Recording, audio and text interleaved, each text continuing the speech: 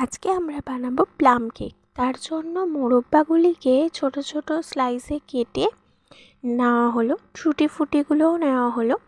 এবার টুটি ফুটি আর মোরব্বাগুলোকে অরেঞ্জ জুসের মধ্যে কিছুক্ষণ ভিজিয়ে রাখা হলো। এটা হলো আখরোট, এখানে খেজুর আছে, আখরোট আছে, কাজু বাদাম আছে, কিশমিশ আছে, এগুলো কেটে নেওয়া হলো কুচি কুচি করে। এটা হলো দুধ, দুধের মধ্যে পাউডার সুগার দেওয়া হলো এবং সামান্য পরিমাণে সাদা তেল দেওয়া হলো। এটা একটা খুব ভালো করে মিক্সড করে নেওয়া হলো। এরপর দেওয়া হলো ময়দা, তারপরে দেওয়া হলো বেকিং সোডা, তারপরে দেওয়া হলো বেকিং পাউডার। বেকিং সোডা দেওয়ার পর এটা ভালো করে মিক্সড করে নিতে হবে। এরপরে ওই ড্রাই ফ্রুটসগুলো এর মধ্যে দিয়ে দেওয়া হলো এবং সামান্য পরিমাণে ভ্যানিলা এসেন্স দেওয়া হলো। ভালো করে মিক্সড করে নেব।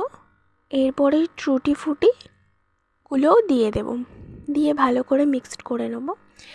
এবার একটা পাত্রে চিনি দিয়ে ওটাকে ক্যারামেল তৈরি করে নেব এবং ওই ব্যাটারের মধ্যে ক্যারামেলটাও দিয়ে দেবো এবং ভালো করে মিক্সড করে নেব। এরপর এরকম একটা অ্যালুমিনিয়ামের পাত্রে সাদা তেল মাখিয়ে ওর মধ্যে এটা ঢেলে দেব